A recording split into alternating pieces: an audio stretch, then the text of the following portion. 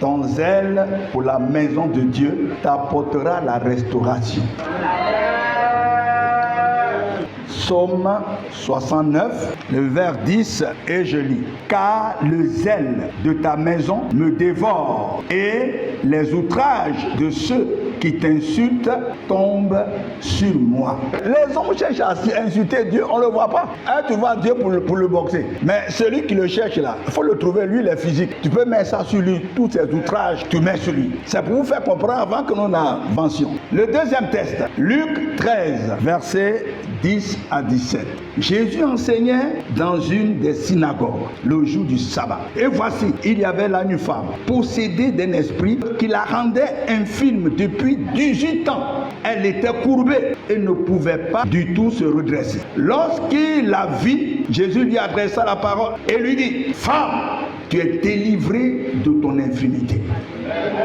Et il lui imposa les mains.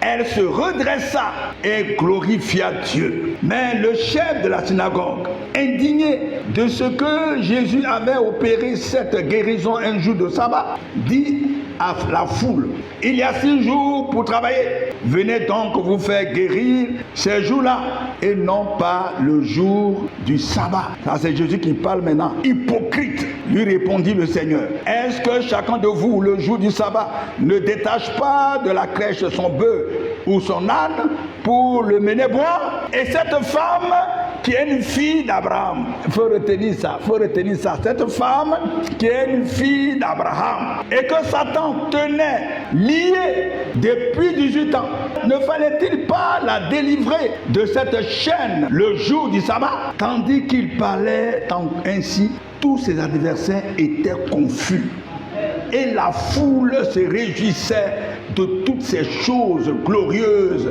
qu'il faisait. Amen. Mes amis, il y a la gloire dans le service de Dieu. Il y a la gloire. En dehors des persécutions, des moqueries, des injures, des insultes, en dehors de tout ça, là, il y a la gloire. On va définir ces concepts. Le zèle pour la maison de Dieu, ça veut dire quoi? C'est l'amour pour la maison de Dieu. Cet amour pousse le religieux ou le chrétien à être assidu dans la maison de Dieu, quels que soient les temps et les circonstances. Parce que quand lui-même il reste à la maison, ça bouillonne, ça l'attire. C'est ça le zèle, ça l'attire. Il dit pas non, comme il pleut, Seigneur, toi-même tu vois, il pleut, et puis il met son pain, son drap sur sa tête. Tu n'as pas encore atteint ce niveau. Le dimanche dernier, par exemple, il y a des gens, leurs maisons ne sont pas inondées, mais ils ne sont pas venus. Le zèle pour la maison de Dieu, mes amis, tu peux prier chez toi, tu peux veiller chez toi, mais c'est pas pareil. Quand on vient à la maison de Dieu, c'est pas pareil. Pourquoi Christ a créé? Dieu a créé les synagogues, Jésus a créé les églises, les 4 murs. Vous pensez que c'est pour rien? Dieu n'est pas quelqu'un qui fait les choses au hasard. Même les hommes, ils ont créé des écoles pour instruire les enfants avec des diplômes. Tout ça, ça vient d'où? Ça vient de Dieu. Il y a des gens qui vont vous dire: oh, même si tu ne vas pas à l'église, tu peux prier chez toi à la maison. N'écoutez pas ce genre de personnes. Ce n'est pas la même chose. Le zèle pour la maison de Dieu nous pousse à être assidus dans la maison de Dieu, quelles que soient les circonstances, quels que soient les temps, autant que cela dépend de nous. J'ai dit non, il pleut tellement fort que je ne peux pas sortir de ma maison pour aller chercher taxi ou baka. Tout ça c'est faux. Ton zèle n'est pas fort. Ton zèle n'est pas fort. Mieux vaut arriver ici, mouillé. Nous qui vous prêchons là, on a été chrétiens. Il pleut, il neige. Moi, mon cul n'a pas peur sèche. Je sors. Ah, lui, il a ajouté espérance. Je vous enseigne ce que j'ai vécu et comment Dieu m'a élevé. À tes résolutions répondra le succès.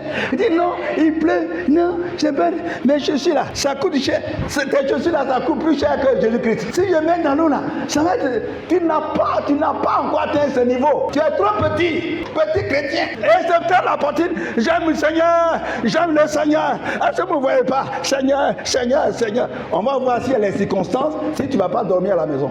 La pluie ne peut pas m'empêcher de venir dans la maison de Dieu parce que ça bouillonne.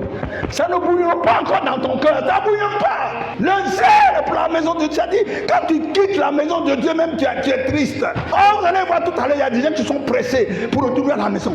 Même ceux qui sont de service. Et dès que ça finit, On regarde à gauche, alors. Oui. Et puis, il reste une ou deux personnes qui vont faire le service.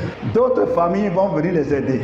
Vous avez échoué dans votre ministère. Vous faites beaucoup de boucans, comme on dit en Côte d'Ivoire, beaucoup de boucans pour rien. Si on veut tester votre rapport, ou bien vos rapports avec Dieu, peut-être c'est 2 sur 20, pas sur 10. Si on dit sur 10, ils vont dire, je vais gagner un peu. 2 sur 20. Acte 3, verset 1. Pierre et Jean, à l'heure de la prière, se rendaient au temple.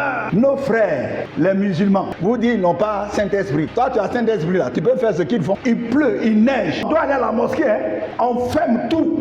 On est sur la pluie. Vous les voyez surtout vendredi même. Dans les rues, là, il pleut. Ils sont. C'est la même. Ils n'ont pas son esprit. Toi, tu as Saint-Esprit là. C'est pas toi qui as dormi le dimanche dernier. Ta maison n'est pas inondée. On ne t'a pas vu. Dimanche dernier, il y a une soeur qui me dit, tu ne m'as pas vu, papa, tu ne m'as pas vu. Quand j'ai rentré, mais j'étais trempé. Elle dit, c'est bien.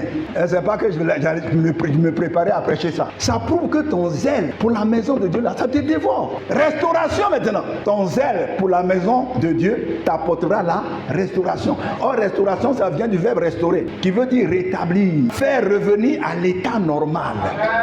Ou encore, remettre en bon état, c'est-à-dire c'est gâter. Ou bien encore, redonner à une personne sa dignité. Ou bien restituer à une personne ce qu'elle a perdu. C'est ça la restauration. Tu as tout perdu. Et puis un jour, le Seigneur te rétablit. Comme Job. Job 42, verset 10. Et Dieu rétablit Job dans son premier état. Dès qu'il a prié pour ses amis. Et il reçut le double de tout ce qu'il a perdu. Jérémie 31, verset 4. Dieu disait à Israël, je te rétablirai encore, je te rétablirai. Tu connaîtras de nouveau la joie et l'allégresse. Tu as été attristé, mais je vais rétablir ça. Tu vas retrouver la joie. Luc 13, verset 10 à 17. Prenons le verset 10. Jésus enseignait dans une des synagogues le jour du sabbat. Il enseignait où? Dans les rues. Ça, c'est l'évangélisation. Dans un cadre, c'est plus sérieux et tranquille. C'est pour là que Dieu a créé les synagogues, les églises. J'appelle ça le lieu du miracle. L'église locale. C'est ça qu'on appelle l'église locale. Ça, c'est une église locale. Il y a des églises locales qui sont en train de prier aussi actuellement. Et puis, il y a l'église universelle. L'église universelle, c'est toutes les églises ensemble. Et surtout, ceux qui seront enlevés. Actuellement, on est nombreux, on est tous mélangés. Vous savez que dans les grains, là, il y a des grains qui sont pourris, il y a des grains, mais on est dans le même sac. Mais le jour où on va trier, là, on va vanner, le Seigneur va venir vanner, là. Il va faire tomber les mauvais grains. Et puis les bons grains vont former l'église universelle. Il faut rester là, t'amuser avec ta vie. C'est à l'église, dans l'assemblée, qu'on reçoit les enseignements, les exhortations. Tout se prend ici. Tu vois, tu vas dire que tu médites. Ta méditation et l'enseignement que nous donnons, les serviteurs de Dieu donnent, ils prennent le temps d'étudier, de demander au Saint-Esprit, qu'est-ce que je vais leur enseigner? C'est pas la même chose que toi. Tu n'as pas notre ministère. Tu n'as même pas le temps même de faire des recherches. Alors, tu as fini avec la pluie, tu as fini avec ton travail. Pourtant, il pleut, ils vont aller au travail. Il pleut, ils vont aller chercher du travail. Sous la pluie, là, je les vois avec parapluie. On dit, tu vas où? Non, j'ai un concours. Il y a quelqu'un qui devait, il m'a promis de l'argent. Sous la pluie, là, tu vas chercher l'argent. Tu dis, mais comment? Tu veux que je laisse passer ça? Ils s'en vont chercher l'argent. Le rendez-vous de Dieu, il n'a pas le temps. Parce qu'il n'y a pas de zèle. Il n'y a pas une feu qui brûle dans son cœur pour l'église. Il n'y a pas une feu qui dit que je vais rencontrer Dieu.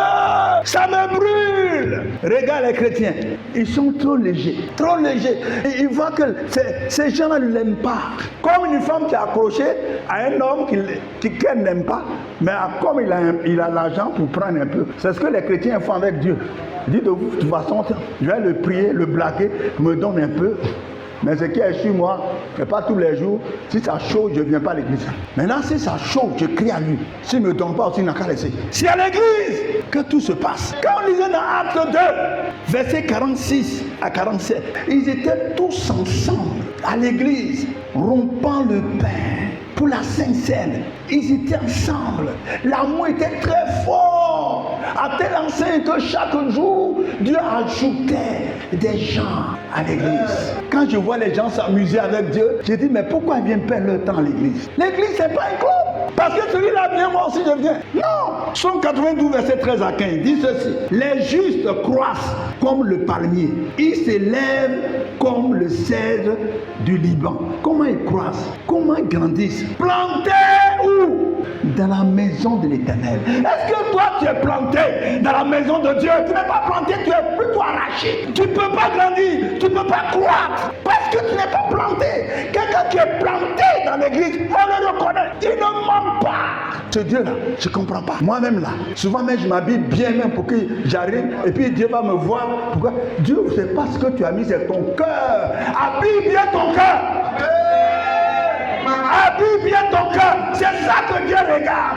C'est pas ce que tu veux, c'est pas les crayons, les bouts de Dieu, c'est pas ça que Dieu regarde. Dieu s'agnonne. C'est la beauté de ton cœur. Ton cœur est sale. Tu es hypocrite. Tu n'aimes pas Dieu et puis tu fais semblant. Quand tu es planté dans l'église de Dieu là, tu dois prospérer. Parce que tu vois les efforts que tu fais. Le verset 15, il porte encore des fruits dans la vieillesse. De vieux chrétiens, mais ils portent toujours des fruits. Ils sont dans l'église plantés il y a longtemps. Des gens, lorsqu'on était chrétiens d'amour, quand ils me voient aujourd'hui, ils disent, on n'est pas étonné, on n'est pas surpris de ce que tu es devenu parce qu'on a vu le zèle, le feu. Et chaque année, le feu qui est en moi là, ça augmente. Je vais aller dans la tombe avec, ou bien Jésus va m'enlever ce feu-là. L'amour que j'ai pour Dieu, là, c'est cet amour-là qui fait que je prends du temps pour prier pour les gens. Cet amour-là, on ne peut pas enlever ça. C'est un feu qui est installé et puis qui est toujours activé et puis la flamme augmente. C'est une culture. Aimer la maison de Dieu là, c'est une culture. Et nos frères ont eu cette culture-là. Même s'ils vont, ils ne comprennent rien, mais ce qui est sûr, il faut être présent dans la maison de Dieu. C'est déjà quelque chose. C'est une culture. Si vous n'avez pas appris cette culture-là, vous serez des chrétiens légers. Ils sont pleins de sève et verdoyants, même en vieillissant. Un vieux chrétien, nous qui nous étions convertis depuis 1983, là, quand on se retrouve, dit, hé, tu es encore chrétien. Mon frère, on s'embrasse. Parce qu'il y a plusieurs qui ont décroché. Plusieurs sont morts. Quand on se retrouve, on s'embrasse. Et toi, tu es où? Ah, je suis ici. Tu es là. Et on prie, on se bénit et puis on se quitte. Quand on se tient, on va se retrouver là. Si on ne se retrouve pas sur la terre, il faut qu'on se retrouve là-bas. Lisez toujours Psaume 23, verset 6. Oui, le bonheur et la grâce m'accompagneront tous les jours de ma vie. Et j'habiterai dans la maison de l'Éternel jusqu'à la fin de mes jours. Quelle est l'expression ou bien le concept le plus important dans ce verset? Hein? J'habiterai dans la maison de l'Éternel jusqu'à la fin de mes jours. Le zèle, c'est le zèle qui va faire que le bonheur et la grâce vont m'accompagner. Parce que cette alliance que j'ai avec Dieu là, je ne vais pas décrocher en ce qui concerne sa maison. Vous savez, il y a l'alliance qu'on fait avec Dieu et puis il y a l'alliance qu'on fait avec sa maison. C'est pas la même chose.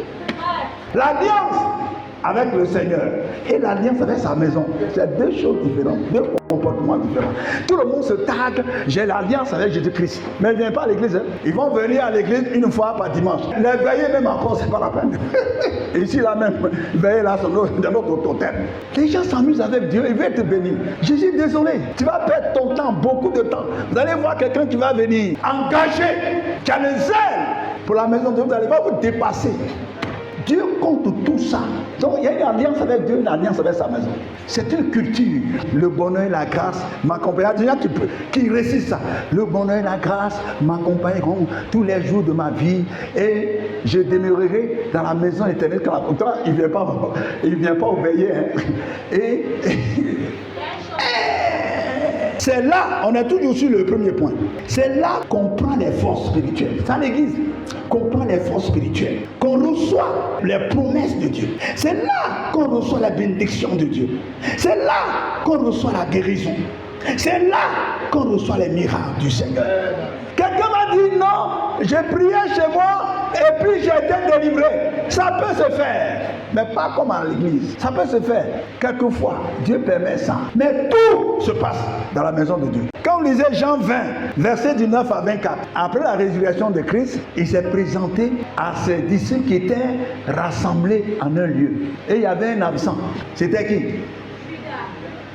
Non, Judas, lui, il y a longtemps, on l'a laissé tomber. Thomas était absent.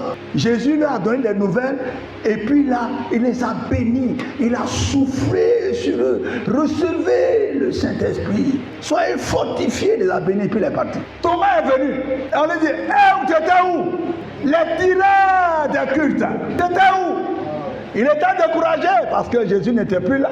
Il était découragé. Le Seigneur est venu. Oh, laissez vos blabla. Le Seigneur est venu. Il est passé par où? Quand on a enterré, il est passé par où? Si moi, je ne mets pas mes doigts dans les trous de ses mains et de ses pieds, je ne vais pas croire. Je dis, Seigneur est venu, Seigneur est venu. Laissez-moi, je vais respirer. Ces gens-là, quand tu leur dis, tu n'es pas venu, le culte d'aujourd'hui. Ah non, Dieu, mon cher, c'est toujours la même chose là. De toute façon, dimanche prochain, je serai là-bas. Je recevrai ma part quand je serai là-bas. Mais ce n'est pas la même chose. Et après Dieu, Jésus-Christ est revenu. Thomas était là. Et il dit, il a appelé Thomas. Je suis là. Seigneur, mon Dieu, tu veux, viens mettre tes doigts dans mes... Et il bégait. Seigneur, mon Dieu, Seigneur, mon Dieu, tu es vaincu. Un tireur de culte, homme et femme, peu de foi. Te voilà, la honte. C'est pourquoi il faut être régulier et assidu dans la maison de Dieu, parce que tu ne sais pas quand le Seigneur te visitera. C'est pourquoi Hébreux 10, verset 25 dit, n'abandonnons pas nos assemblées, parce que tu as tiré ce que nous on a eu dimanche dernier là. Malgré la pluie, les gens sont venus, ce qu'ils ont entendu. Toi, tu as entendu. Et puis, c'est pas moi qui prêchais, donc c'est pas direct. Donc, tu as perdu 2 fois. Thomas est revenu. Mais c'est facile là, Jésus ne les a pas bénis. Il est parti. Mais la première fois, il les a bénis. Deuxième point, Luc 13, verset 11b. Et voici, il y avait là une femme possédée d'un esprit qui la rendait infirme depuis 18 ans. Elle était courbée et ne pouvait pas du tout se redresser. L'état de la malade, c'est ça qui nous intéresse. L'état de la malade, elle possédait et courbée, c'est-à-dire déformée. Si vous voulez encore, anormal, ignoble. Quand tu la regardes même, c'est terrible, ignoble, méprisable. C'est son état. La leçon ici, c'est que malgré son état, elle est toujours à l'église. Amen. Jusqu'à Jésus l'a trouvé ce jour-là. Elle n'était pas découragée. Il ne faut jamais accepter tout ce qui est anormal dans ta vie. C'est pourquoi il faut continuer de prier, de persévérer jusqu'à la visitation du Seigneur. Parce que cette femme, malgré son état, comme je l'ai dit, alarmant, venait toujours dans la maison de Dieu. Elle ne s'est pas découragée ni maudit Dieu. Pourquoi, depuis que je viens à l'église, tu n'as rien fait pour moi? J'ai entendu ça dans la bouche des chrétiens. Depuis que moi je viens là, je n'ai rien vu. Vous me demandez pourquoi je n'étais pas venu tel jour. Je viens toujours là, j'ai reçu quoi. C'est terrible ça.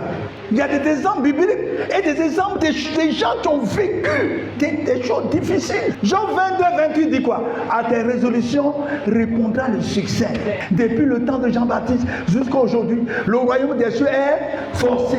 Et ce sont les violents qui s'en emparent. Tout ça là, on va réciter 1000 fois, 1001 fois. Quand on sort d'ici, c'est sorti. Oh, la Bible nous dit, bientôt, dans Isaïe 51, verset 14, bientôt là, ce sont des gens qui espèrent, des gens qui ont la foi. Bientôt, tous ceux qui sont courbés sous les fers seront délivrés et leur pain ne leur manquera pas. C'est-à-dire ce que Dieu a prévu là, ça ne va pas leur manquer parce qu'ils vont persévérer, ils vont espérer chaque jour, ils ne sont pas découragés. Troisième point, dans le même verset 11, et voici, il y avait là une femme possédée d'un esprit qui la rendait infirme depuis 18 ans. Je ne sais pas depuis quelle année il vient à l'église, mais ce qui est sûr, sa maladie fait 18 ans. Dans la Bible, il y a un homme qui était malade pendant 38 ans. Pour lui-même, c'est grave. Et il y avait une autre femme qui perdait son sang 12 ans. La question est maintenant, et toi, depuis combien de temps souffres-tu de cette maladie, de cette situation anormale? Depuis combien de temps vis-tu cette situation de servitude, d'échec, de pauvreté, de célibat, de stérilité, de souffrance? Depuis combien de temps vis-tu cette situation de misère, de mépris, de rejet, de moquerie, d'humiliation? Depuis combien d'années, combien de temps? Je suis sûr que pour toi, ça ne fait pas 18 ans. Combien de temps? Mais ce matin, je veux te dire, chante de ma qualité. Crois, aie confiance en Dieu et sois rassuré qu'au jour fixé par le Seigneur, tout cela prendra fin. Amen. Tu connaîtras des jours heureux. Regardez cette femme courbée. Regardez, je vous dis quelque chose. On était au plateau, je ne sais pas quelle année. J'étais encore en fonction. Et puis j'étais au secrétariat de la correction, je ne sais pas si c'est BPC ou BAC, je ne sais pas. Et puis, quand je priais plusieurs fois à la journée, je prenais les portes. Et puis quand il est l'heure, je sors. Je m'avais prié. Et puis je reviens. Maintenant, le chef du centre là, et il a regardé M. Amokou. Pourquoi vous sortez revenu? Et puis, le monsieur a approché de lui, non, quand c'est l'heure de ma prière, je sors pour aller prier. Il dit, vous êtes musulman. Vous avez compris ça? C'est reconnu seulement pour les musulmans. Or, ce n'est pas seulement réservé aux musulmans, c'est réservé à tous ceux qui sont religieux, qui doivent prier plusieurs fois la journée. J'ai dit, non, je ne suis pas musulman, je suis chrétien. Mais pourquoi vous priez plusieurs fois? Voyez comment les chrétiens ont donné une mauvaise image de notre piété. Mauvaise image. Un chrétien peut rester là le matin, il bavarde jusqu'à la nuit. Il a été étonné quand il a vu que je suis chrétien. Et puis je lui ai donné l'enseignement. Il dit non, c'est les chrétiens qui font ça. Sinon, c'est comme ça. Dans la Bible, on prie plusieurs fois la journée. Les choses doivent changer. Comme dit Ézéchiel 21, 31. Ézéchiel 21, 31. Si tu changes de comportement, les choses vont changer. Dieu va changer les choses dans ta vie.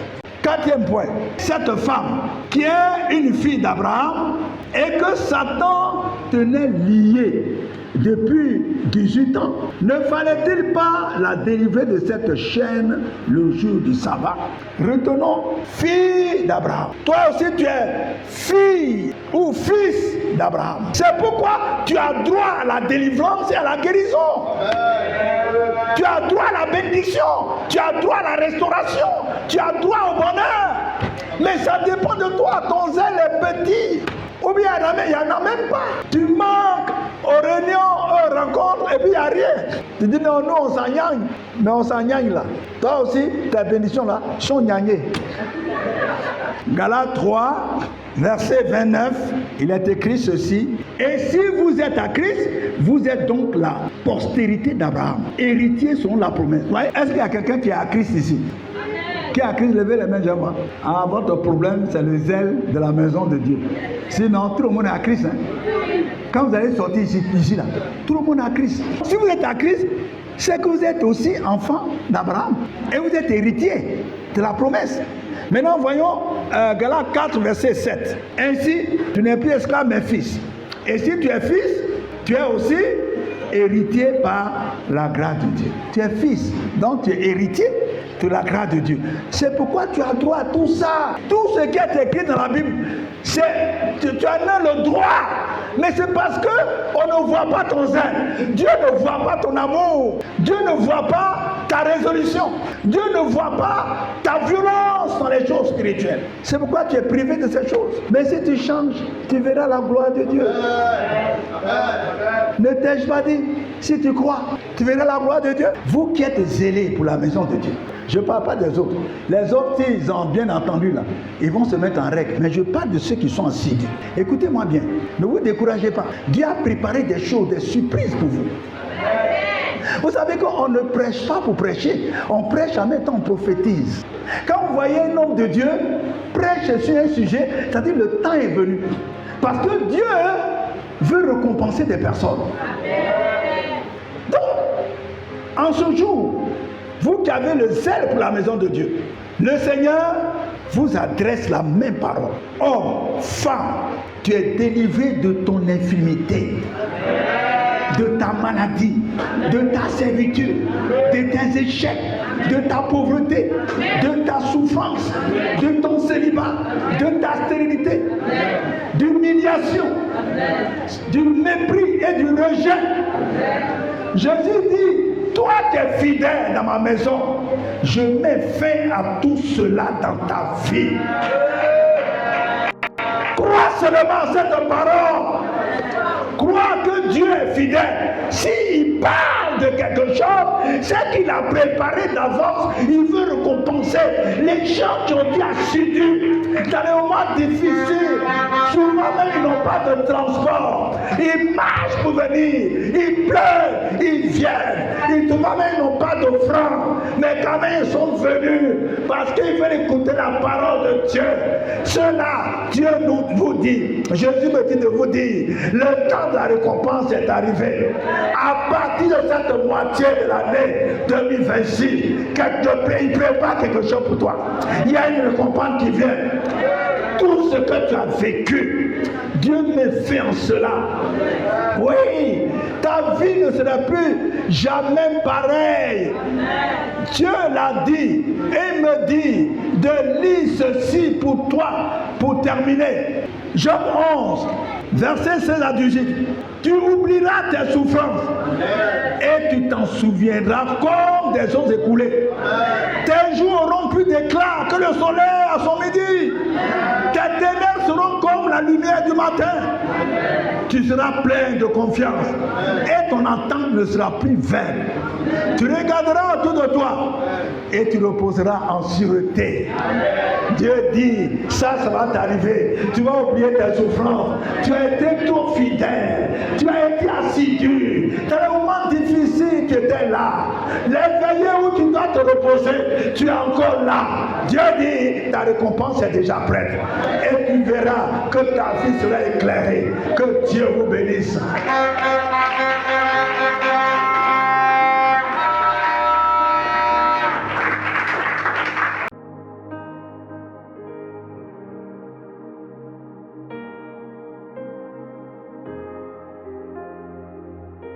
Que le Saint-Esprit mette dans mon cœur et dans mon esprit le zèle de la maison de Dieu. Que le Saint-Esprit mette dans mon cœur et dans mon esprit le zèle de la maison de Dieu. Et que je sois présent à toutes les rencontres de notre assemblée au nom de Jésus. Que le Saint-Esprit mette dans mon cœur le zèle de la maison de Dieu. Et que je sois présent à toutes les rencontres de notre assemblée au nom de Jésus. Allez, confesse cela, confesse. Prends la décision. Que le Saint-Esprit mette dans mon cœur et dans mon esprit le zèle de la maison de Dieu. Et que je sois présent à toutes les rencontres de notre assemblée au nom de Jésus.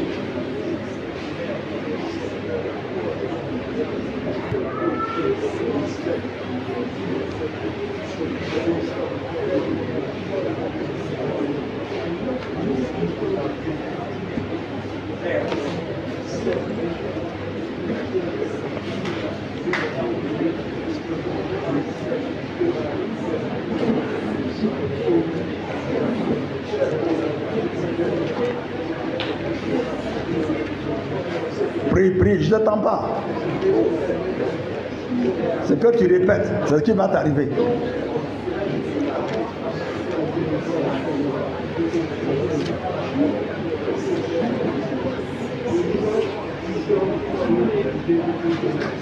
Amen.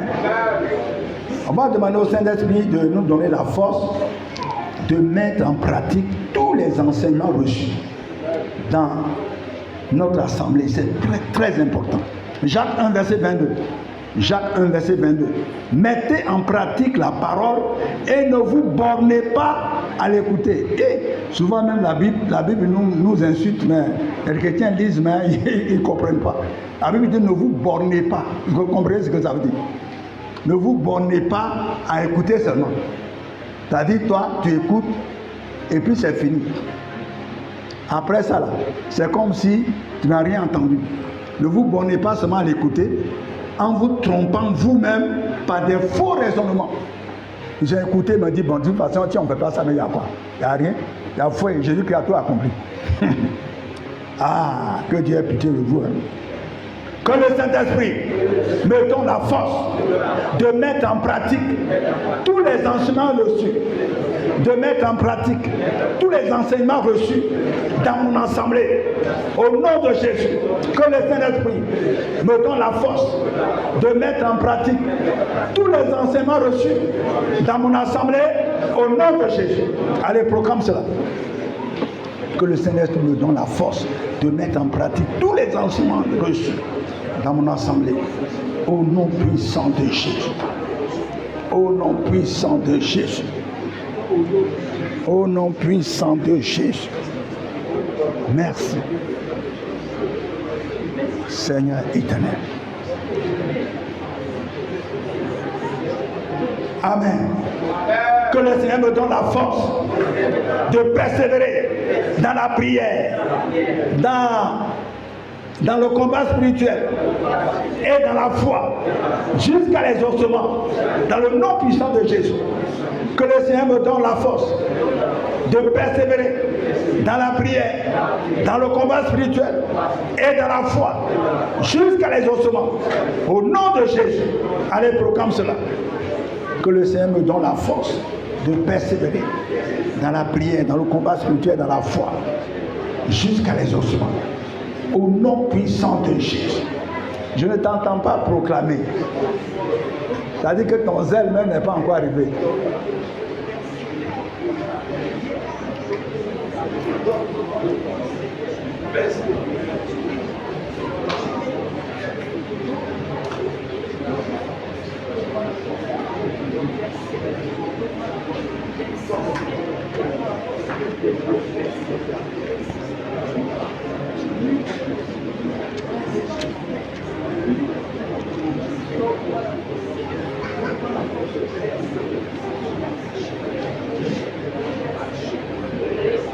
Amen.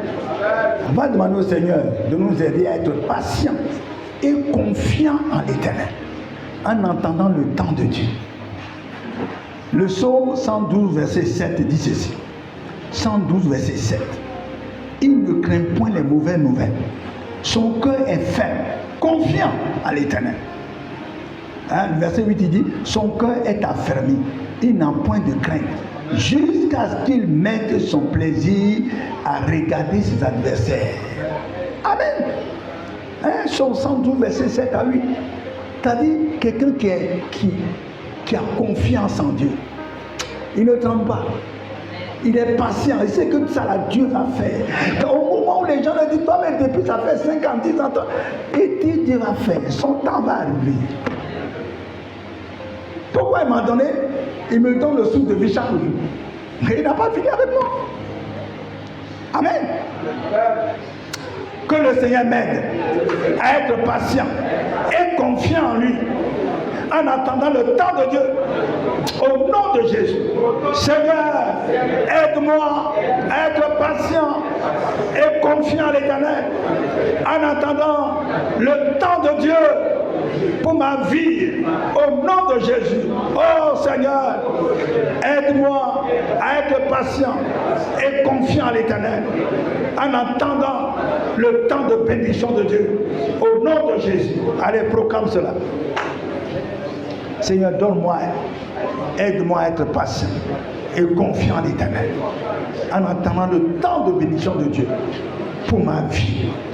Au nom puissant de Jésus-Christ de Nazareth. Merci Seigneur éternel. Merci Seigneur éternel.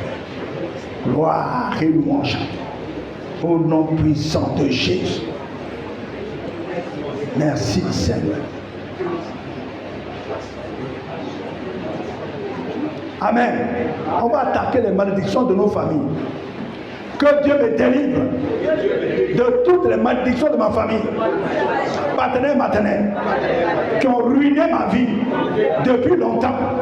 Dans le nom de Jésus, que Dieu me délivre de toutes les malédictions de ma famille, partenaires maternels, qui ont ruiné ma vie depuis longtemps. Au nom de Jésus, allez, proclame cela. Que Dieu me délivre de toutes les malédictions de ma famille, partenaires maternels, qui ont ruiné ma vie depuis longtemps, dans le nom puissant du Christ de Nazareth. Dans le nom puissant du Christ de Nazareth. Oh Seigneur éternel, délivre-moi de toutes les malédictions de ma famille paternelle, qui ont ruiné ma vie depuis longtemps, qui m'ont mis en retard. Délivre-moi de toutes ces malédictions de famille. Au nom puissant de Jésus. Au nom puissant de Jésus. Au nom puissant de Jésus de Nazareth. Merci Seigneur éternel. Au nom puissant de Jésus de Nazareth. Merci Seigneur éternel. Au nom de Jésus. Amen. Tu vas briser les chaînes et les liens que tes ennemis ont utilisés pour empêcher ta prospérité. Au nom de Jésus, que toutes les chaînes et tous les liens que mes ennemis ont utilisés pour m'empêcher de prospérer soient brisés, soient cassés et écrasés sur ma vie. Au nom de Jésus, que toutes les chaînes et les liens que mes ennemis ont utilisés pour m'empêcher de prospérer, soient brisés, cassés, écrasés sur ma vie et dans ma vie. Au nom de Jésus, allez, brise les chaînes et les liens. Toutes les chaînes et liens utilisés par mes ennemis pour empêcher ma prospérité, pour m'empêcher de prospérer, soient brisés, cassés, écrasés, brisés, cassés, écrasés sur ma vie, dans ma vie, que je sois libéré pour prospérer, libéré, coupé, au nom puissant de Jésus de Nazareth. Au nom puissant de Jésus de Nazareth.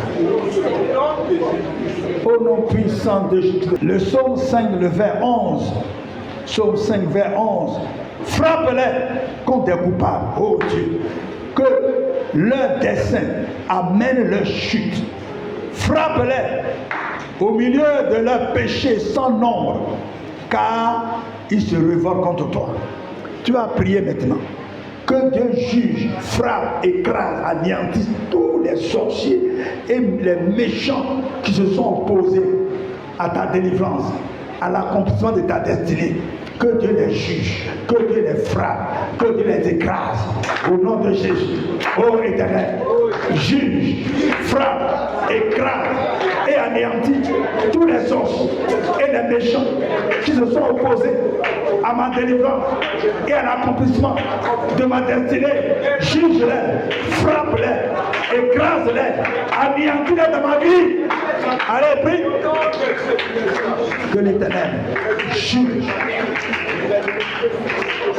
frappe, écrase et anéantisse tous les sorciers méchants qui se sont opposés à ma délivrance et à l'accomplissement de ma destinée. Sois tout frappé, détruit dans ma vie, chassé de ma vie au nom de Jésus.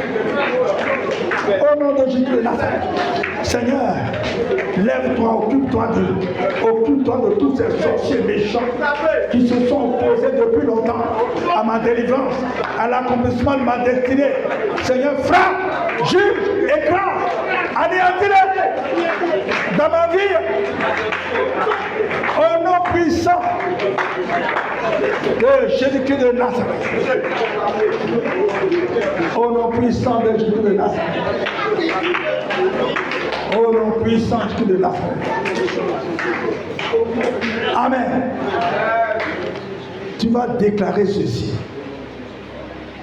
Je proclame qu'à partir de maintenant, où je suis en train de prier, où je suis en train de proclamer ces paroles, que le Seigneur Jésus-Christ me délivre de l'infinité, de la maladie, de la servitude, des échecs, de la pauvreté, du chômage, du célibat, de la stérilité, de la misère, de l'humiliation.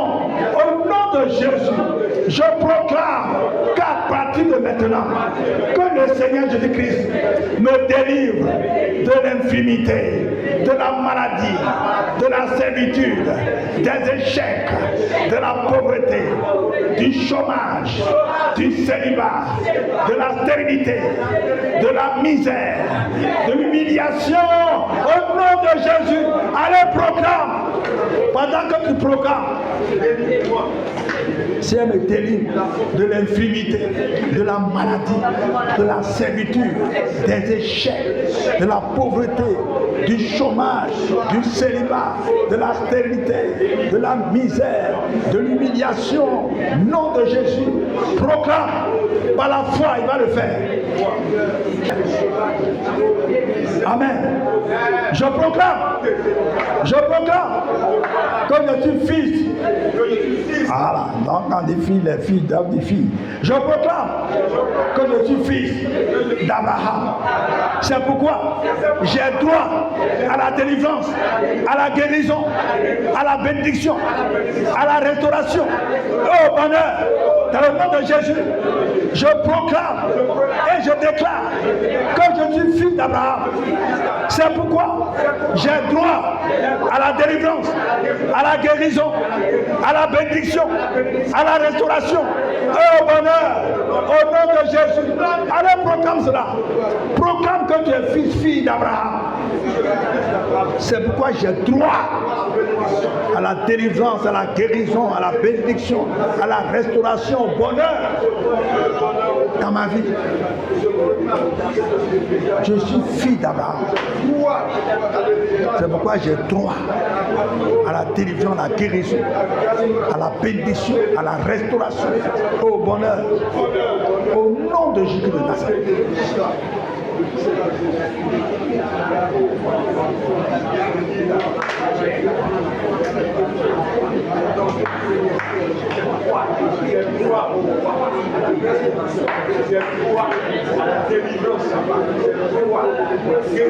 Amen. 21-31. Je l'ai proclamé tout à l'heure. Ézéchiel 21-31 dit, Dieu dit les choses vont changer. Tu vas proclamer que le Seigneur change les choses dans ta vie. Change ta condition de vie. Ouais. Et qui t'élève.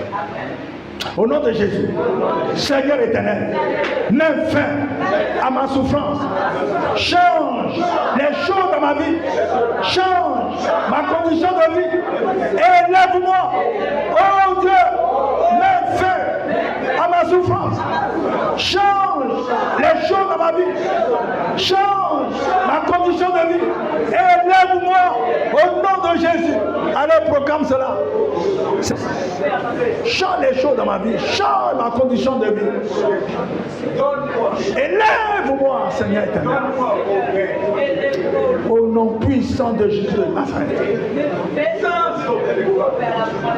Au nom puissant de Jésus. Merci Seigneur. L'avant-dernière proclamation, on va attaquer les esprits de nos familles. Les esprits de nos familles. Exode 12-12. Cette nuit-là, ça c'est Dieu qui parle. Je passerai dans le pays d'Égypte, c'est-à-dire dans ta famille, et je frapperai tous les premiers-nés du pays d'Égypte, depuis les hommes jusqu'aux animaux. Et j'exercerai, voilà ce qui nous intéresse, la dernière partie du verset. Et j'exercerai des jugements contre tous les dieux de l'Égypte. Je suis l'Éternel. Tu vas demander que Dieu exerce des jugements contre tous les esprits de ta famille, tous les faux dieux. Ta famille soit brûlée par le feu de Dieu.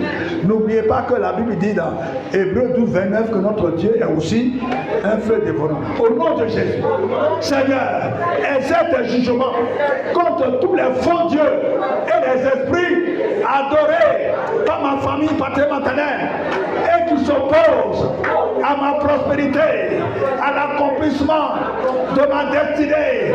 Seigneur, juge-les par ton feu, tous les faux dieux, tous les esprits adorés par ma famille paternelle. Seigneur, consume-les par ton feu, consume-les par ton feu, tous ces esprits qui influencent ma vie, juge-les par le feu, juge-les par le feu, juge-les par le feu, et chasse-les de ma vie, Et chasse-les de ma vie. Au nom de Jésus. Allez, priez. Les esprits adorés par ma famille, par Dieu maternel, qui influencent ma vie. Chute-les par le feu. Détruis-les par le feu. Et chasse-les de ma vie. Chasse-les de ma vie. Afin que ma vie soit restaurée. Afin que ma vie soit restaurée. Afin que ma vie soit restaurée. Afin que ma vie soit restaurée. Au nom puissant de Jésus de Nazareth. Amen. Dernière proclamation.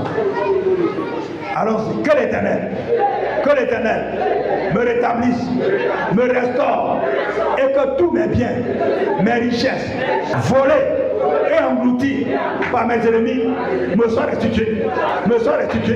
Au nom de Jésus. Que l'Éternel me rétablisse, et que toutes les années que j'ai perdu me soient remplacés.